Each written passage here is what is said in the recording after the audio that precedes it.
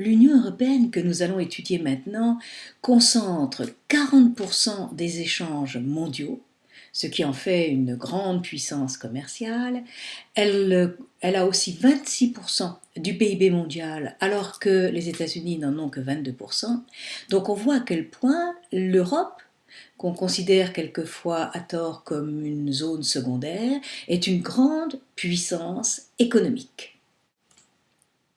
Ce résultat semble être la conséquence d'un choix spécial économique qui est une intégration de 27 pays, au départ fort différents. En effet, cette Europe, qui a commencé à 6 et qui est actuellement à 27 pays, est passée par une union douanière, le marché commun, pour arriver à un marché unique et se termine actuellement par une union monétaire avec pour une partie des membres une monnaie unique. Donc voyons comment cette intégration réussie en grande partie a permis à l'Europe de devenir une grande puissance économique. L'Union européenne est un acteur majeur de l'économie mondiale. C'est un acteur majeur à cause d'une part de son poids démographique, mais surtout de sa puissance économique.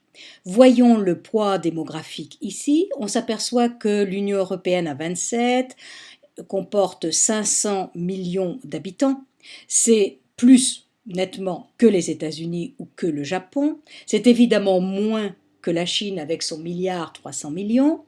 Mais en fait, quand on regarde ce qu'est le PIB en parité pouvoir d'achat 2005, c'est-à-dire déflaté depuis 2005 et en parité de pouvoir d'achat, on s'aperçoit que finalement c'est encore une fois l'Europe à 27 qui a le PIB le plus important. Pas de beaucoup, certes, puisqu'il y a 13 806 milliards de dollars PIB, mais juste derrière viennent les États-Unis, et loin derrière, malgré le 1 milliard 300 millions d'habitants, eh bien ce 1 milliard 300 millions d'habitants ne produisent que 9 103 milliards de dollars.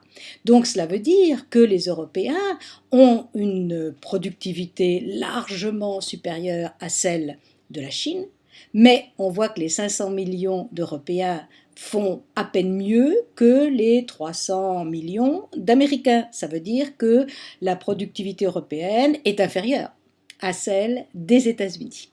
Donc, malgré tout, une population importante est le principal PIB de l'ensemble du monde.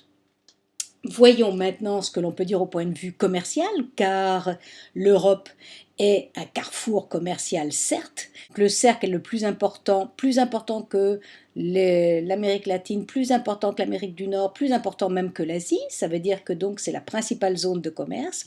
Et la flèche bleue indique le trafic intrazone, avec le chiffre du trafic intrazone. Et on voit que là encore, c'est l'Europe qui l'emporte sur les autres grandes zones commerciales qui peuvent exister. Donc une zone commerciale de première grandeur et un trafic intrazone qui est le plus important du monde.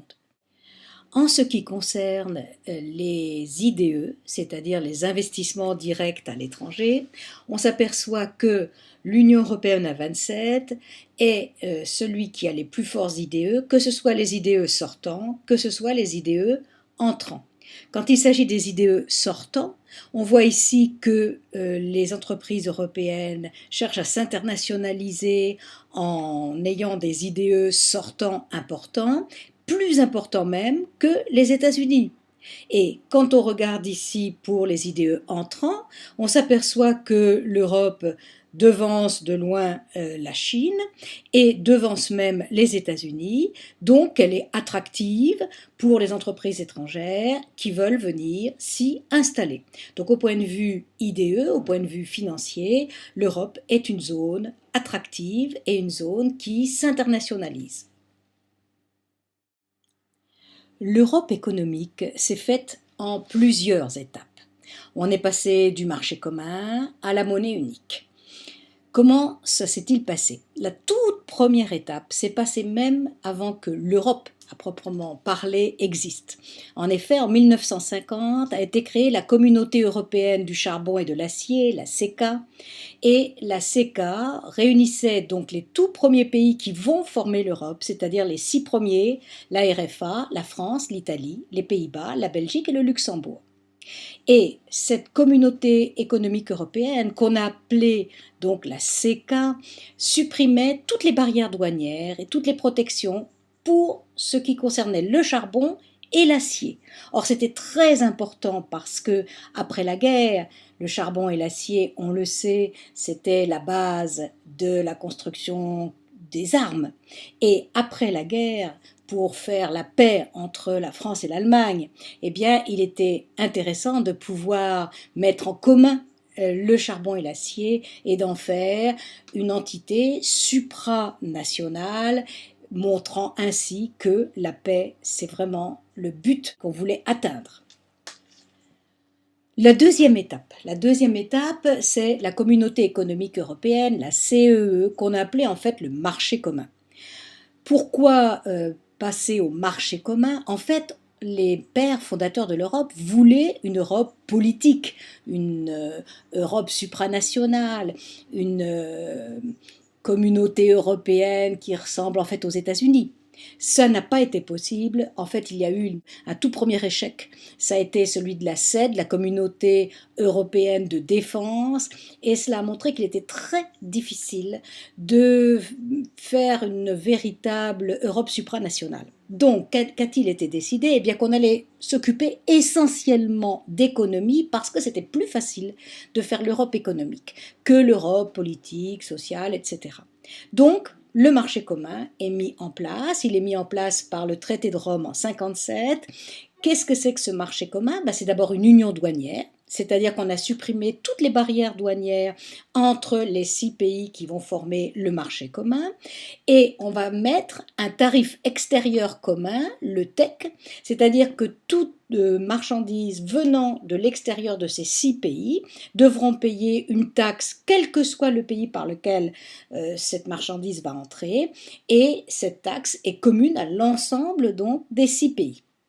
La CEE va commencer à créer quelques institutions supranationales, donc on passe légèrement au-dessus de l'économie, puisqu'on essaye de faire un petit peu de politique, entre autres la Commission européenne, nous verrons exactement de quoi il s'agit un peu plus loin, le Conseil européen et le Parlement européen. Donc on s'aperçoit qu'il y a quand même une volonté politique qui reste à l'arrière-plan, mais qu'il est très difficile de développer. Qu'est-ce qui a pu quand même se faire? Les politiques agricoles, avec la PAC, la politique agricole commune. Il y a une politique commune de transport, une politique commerciale extérieure, et donc en fait, il y a quelques politiques qui ne sont plus nationales, mais supranationales, c'est-à-dire dans ce cas-là, européens.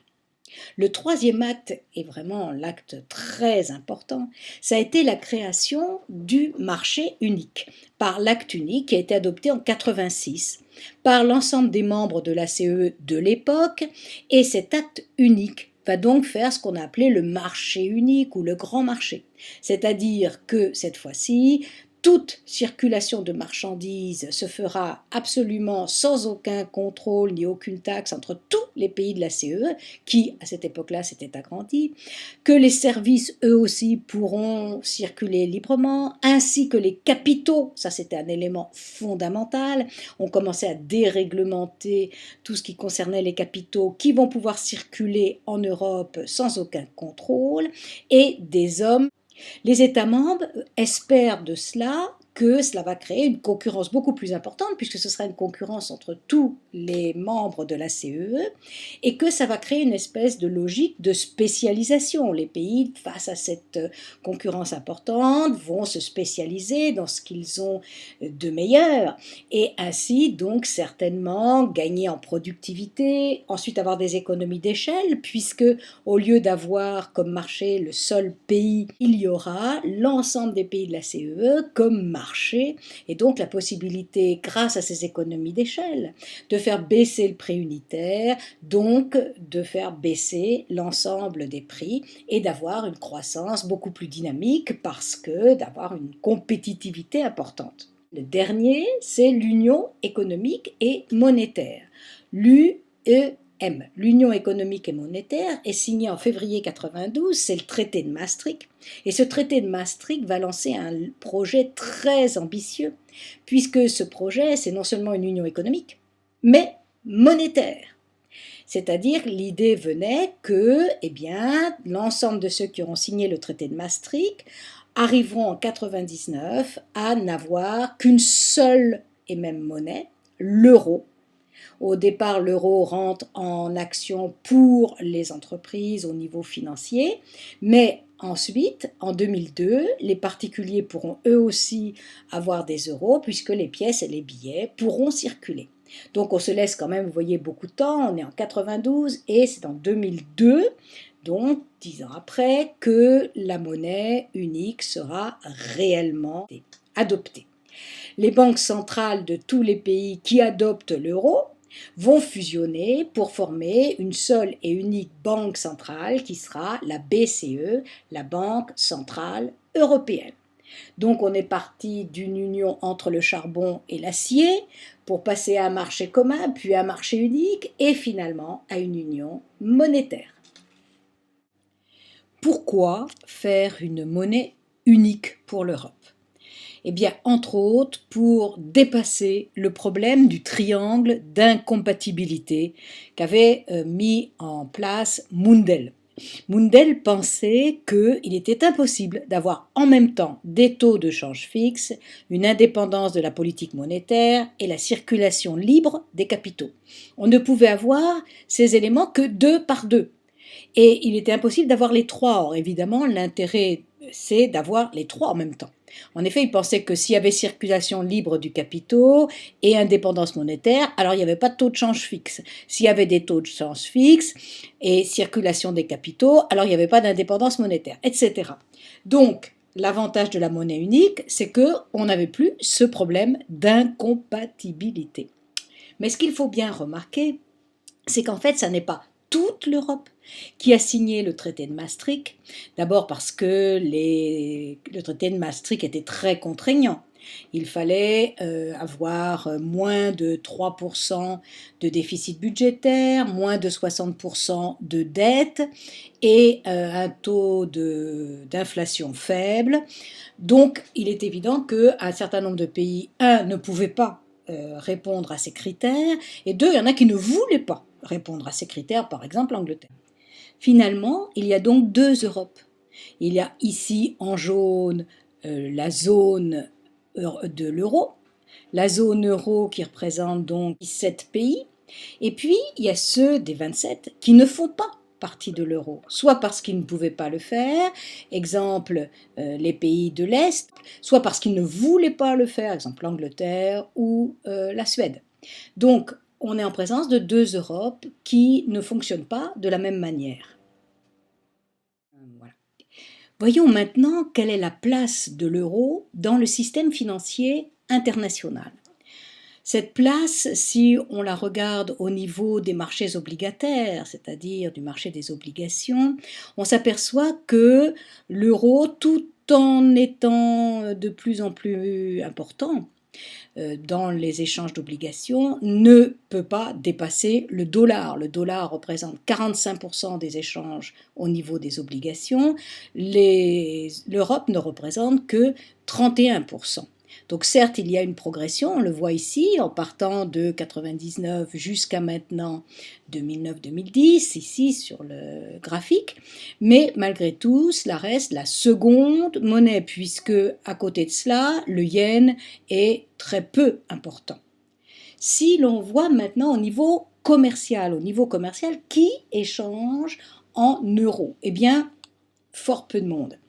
Évidemment, il y a les pays de l'euro, cela va de soi, mais même quand ce sont des pays qui font partie de l'euro, on s'aperçoit que au niveau des exportations, beaucoup certes exportent en euros, mais au niveau des importations, c'est le cas de l'Italie ici, c'est le cas de la France ici, eh bien les importations se font en grande partie encore en dollars. Certains pays, malgré tout, utilisent l'euro, bien que ne faisant pas partie de la zone euro. C'est le cas de la Pologne, c'est le cas de la Roumanie de manière très importante, c'est le cas de la Turquie qui a demandé à faire partie de l'Europe. Par contre, quand on regarde les autres, on s'aperçoit que l'euro est vraiment une monnaie extrêmement secondaire.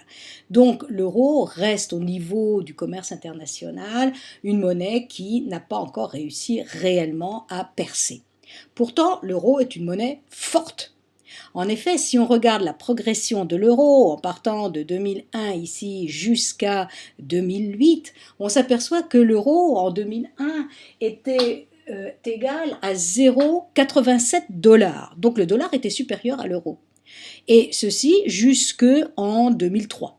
Et puis à partir de 2003, c'est l'euro qui est supérieur au dollar, c'est-à-dire qu'il faut plus de dollars pour avoir un seul euro, et le maximum est atteint en 2008, parce qu'en 2008, il faut 1,60 $ pour avoir un seul euro.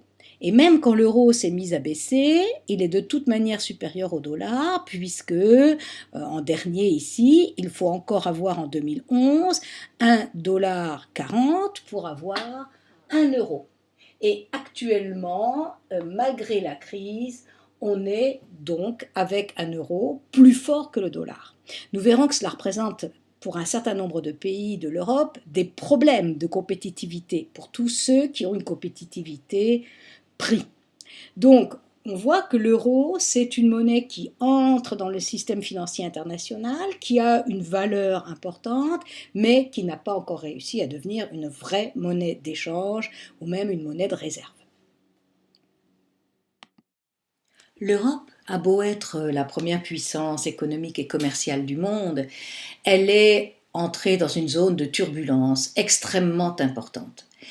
La crise économique a mis à jour les très grandes divergences qu'il y avait en Europe. En effet, les divergences, on va les voir à tous les niveaux, et elles reflètent les divergences économiques fondamentales. Première divergence, eh bien, les déficits budgétaires. Bon, en moyenne, le déficit budgétaire de la zone euro n'est que de 4% du PIB. Ce n'est pas très grave parce qu'aux États-Unis, c'est plus de 8%, c'est plus important aussi en Angleterre, sans parler du Japon. Mais le problème, c'est que ce déficit budgétaire moyen recouvre des grandes divergences. Ça peut aller d'un excédent de 1% par exemple en Estonie, à un déficit de 16% en Irlande et pire encore en Grèce.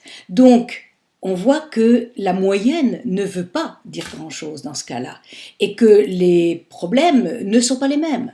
Du reste, on considère qu'il y a une Europe du Nord vertueuse et puis une Europe du Sud qui est une cigale, bon, qui dépense sans compter ou qui a dépensé sans compter. Et du reste, les Allemands ont parlé des pigs. Ces pigs, c'est P le Portugal, I l'Irlande, G la Grèce, S l'Espagne, Spain. Et ces pigs, eh bien, ce sont des pays qui ont trop dépensé, qui n'ont pas réussi à avoir un budget équilibré et qui posent actuellement problème. La dette publique diverge aussi fortement et seule l'Allemagne a réussi à la faire diminuer. Donc nous sommes en présence de très fortes divergences qui reflètent les divergences économiques. L'Allemagne est un pays très exportateur, alors que des pays comme la Grèce ont beaucoup de mal à exporter. Donc comment peut-on arriver à faire des politiques communes et même simplement coordonnées avec des pays aussi différents, économiquement, socialement, que les pays de l'Europe, ne serait-ce que les pays de la zone euro. Et à plus forte raison avec les pays, les 27, les pays de l'Europe. Donc il y a là quelque chose d'extrêmement compliqué à réaliser. La crise des dettes publiques, en plus, va fragiliser le système bancaire européen. Et la plupart des banques européennes ont des problèmes de solvabilité, et certaines de manière très grave. Les États sont donc obligés pour l'instant de soutenir les banques et là encore se posent des problèmes parce que ce ne sont pas tous les États, ce ne sont pas toutes les banques. Donc il faut là aussi essayer de coordonner ou essayer d'accepter une certaine solidarité. Là encore, ça n'est pas facile. La zone euro et l'Union européenne sont des zones de turbulence. La zone euro elle-même est très peu dynamique et c'est là son principal défaut. En effet, quand on regarde la croissance du PIB en volume, c'est-à-dire déflaté, on s'aperçoit que la zone euro, qui ici est en orange, a connu au même titre que les États-Unis ou le Japon, une chute vertigineuse de son PIB pendant la crise 2008-2009, mais ensuite, ces principaux pays ont su remonter la pente à peu près, tandis que l'Europe, la zone euro, est très peu remontée, et actuellement, elle est même en 2012 à une croissance nulle. On espère une croissance de 1,4% pour 2013, ce qui est une croissance extrêmement faible. Ce qui est plus grave encore, c'est la production industrielle qui a baissé comme celle de tous les autres pays. On voit la zone euro en noir et on s'aperçoit que la zone euro a eu vraiment au niveau industriel une baisse de près de 20% donc pendant la crise 2008-2009, que contrairement aux autres pays, elle a eu beaucoup de mal à se relever et qu'elle replonge actuellement. Il y a donc une désindustrialisation qui se produit, qui est extrêmement grave et qui pose le problème fondamental de la zone euro. Le résultat et la conséquence, c'est le chômage. Ce chômage, il est important en Europe et il dépasse pour la plupart des pays européens des 27, il dépasse les 10%. En effet, quand on regarde, bon, la zone euro elle-même, c'est un peu plus de 10%, mais certains pays peuvent atteindre des 25-26%. C'est le cas de la Grèce, c'est le cas de l'Espagne. D'autres pays comme le Portugal dépassent les 15-16%, et c'est le cas aussi de l'Irlande. Donc on s'aperçoit que le chômage en Europe est important et parfois extrêmement grave. Plus d'un quart de la population active au chômage, c'est quelque chose qui ne s'était pas passé depuis fort longtemps. Et surtout, parmi les chômeurs, ce qui est encore plus grave, c'est que ce sont les jeunes qui sont au chômage essentiellement.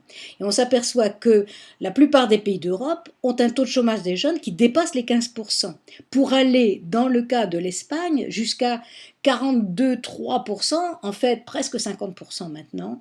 Donc la moitié des jeunes actifs sont au chômage, et cela, ça pose un énorme problème, parce qu'une partie d'entre eux, surtout ceux qui ont des diplômes, vont essayer d'aller trouver ailleurs du travail, et donc les cerveaux risquent de partir d'Espagne. Mais l'Allemagne est un pays important et réussit à avoir le taux de chômage des jeunes à 10%. Donc on voit que certains pays réussissent malgré tout à avoir un taux de chômage moins fort que les autres, mais globalement, les résultats sont vraiment décevants. Pour une Europe qui est en crise, il y a deux politiques possibles pour lutter contre la crise. La politique budgétaire et la politique monétaire. Ce sont des politiques conjoncturelles. Et que font ces deux politiques? Eh bien, le problème de l'Europe, c'est qu'il y a d'une part une politique monétaire pour l'ensemble des pays de l'euro, quel que soit l'état de ces pays. C'est la BCE qui le mène, et la BCE va mener cette politique monétaire à travers un instrument qui est celle des taux directeurs. Ces taux directeurs sont très faibles actuellement et ils déterminent les taux d'intérêt lorsqu'on emprunte, lorsqu'on fait un crédit. Et ce taux directeur va déterminer l'inflation, c'est-à-dire s'ils sont faibles, eh bien il y a peut-être un risque d'inflation. Bon, actuellement le risque d'inflation n'est pas trop fort. S'ils sont faibles, il va déterminer le taux de change. Or normalement, quand ils sont faibles, le taux de change devrait être faible parce que l'euro ne devrait pas être très attractif, donc on ne devrait pas demander beaucoup d'euros, donc l'euro devrait être faible. En fait, ce n'est pas le cas du tout, les taux d'intérêt sont faibles, l'euro reste fort.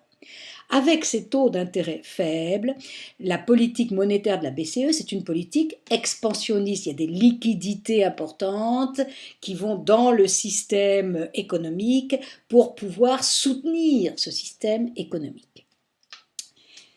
Maintenant, voyons voir ce que cela donne. Si les taux d'intérêt sont faibles, ce qui est le cas actuellement, c'est favorable théoriquement à la consommation et à l'investissement, puisque la consommation à crédit peut se faire facilement. L'investissement, si l'on emprunte, les emprunts sont pas chers, donc ils sont normalement rentables, ce qui devrait faire augmenter la demande globale, donc la production, et ce qui devrait faire baisser le chômage. Comment se fait-il qu'on n'y réussisse pas?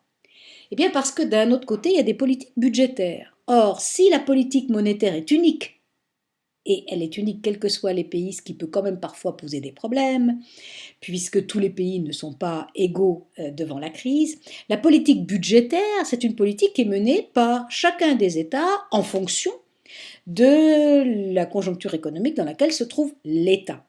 Ça, c'est assez en théorie. Mais actuellement, beaucoup de pays, soit la plupart, surtout dans la zone euro, sont contraints par le pacte de stabilité et de croissance. Ce pacte de stabilité et de croissance avait décidé que le déficit budgétaire annuel ne devait pas dépasser les 3%, que la dette publique ne devait pas dépasser 60% du PIB, et donc que le service de la dette, c'est-à-dire ce que devait payer l'État pour rembourser tous les ans, ne serait pas trop fort. Or, actuellement, que se passe-t-il? Le déficit est supérieur aux 3% dans la plupart des pays. La dette publique est largement supérieure aux 60%, le service de la dette est très fort et pose des problèmes. Et donc, que font les pays? Eh bien, ils font des politiques budgétaires qui sont restrictives, puisque l'idée c'est il faut absolument réussir à avoir un déficit budgétaire qui soit proche des 3%, donc il faut diminuer les dépenses, il faut augmenter les recettes, c'est-à-dire augmenter les impôts, et en espérant que cela pourra faire baisser la dette publique et donc le service de la dette. Or, à partir du moment où on fait une politique budgétaire restrictive, c'est ce qu'on appelle l'austérité, il est évident que ça ne peut pas être favorable à la consommation puisque l'État va baisser ses dépenses, donc il va faire moins de consommation, il va aussi avoir un État-providence moins fort, donc on va moins distribuer d'allocations. Ensuite, au niveau de l'investissement, c'est pas bon non plus parce que d'abord les investissements publics sont déjà beaucoup moins importants et le résultat, c'est une demande qui n'arrive pas à augmenter, voire parfois qui faiblit. Donc la production suit, elle n'augmente pas, voire elle faiblit, et donc le chômage augmente.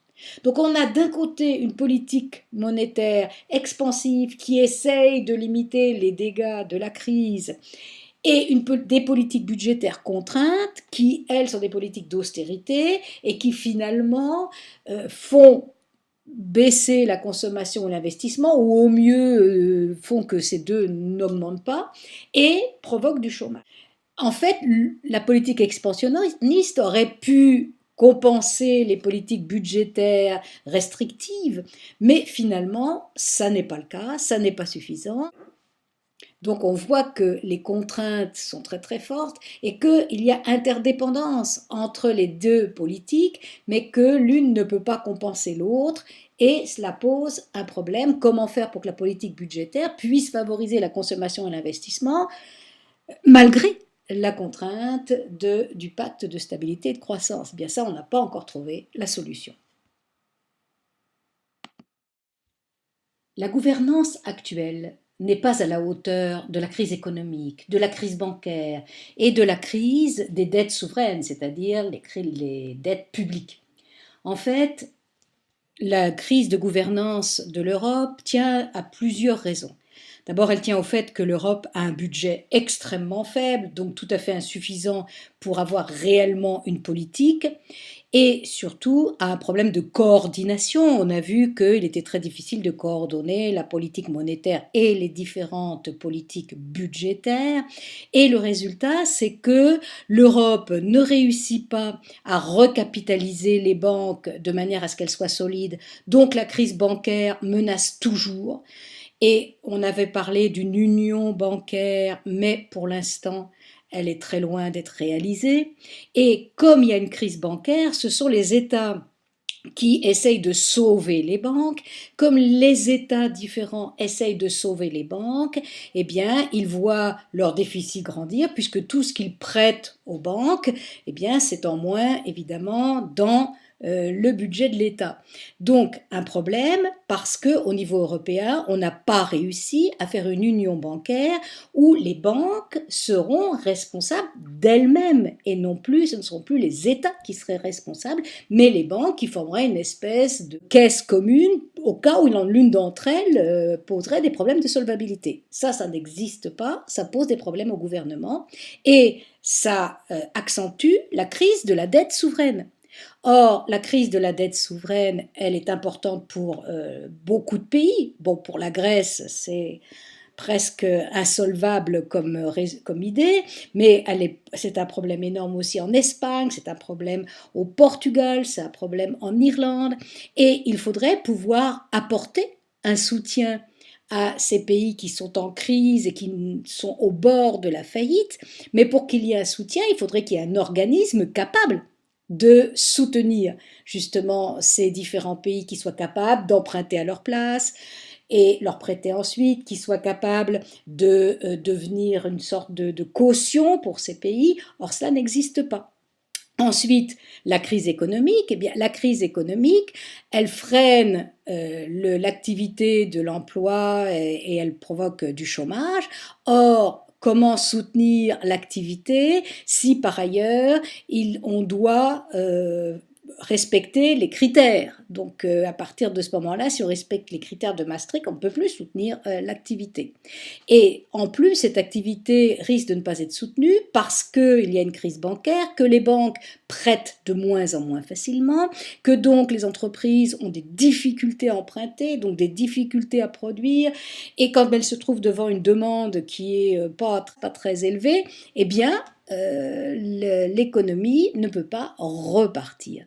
Donc on voit qu'il y a un manque, il y a une crise de gouvernance, et cette crise de gouvernance, on se demande comment la résoudre.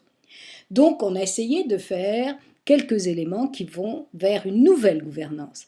Tout d'abord, le pacte budgétaire européen a remplacé le pacte issu de Maastricht, et en fait, ce pacte est encore plus dur que le pacte de Maastricht puisque l'idée principale, c'est d'arriver à l'équilibre budgétaire.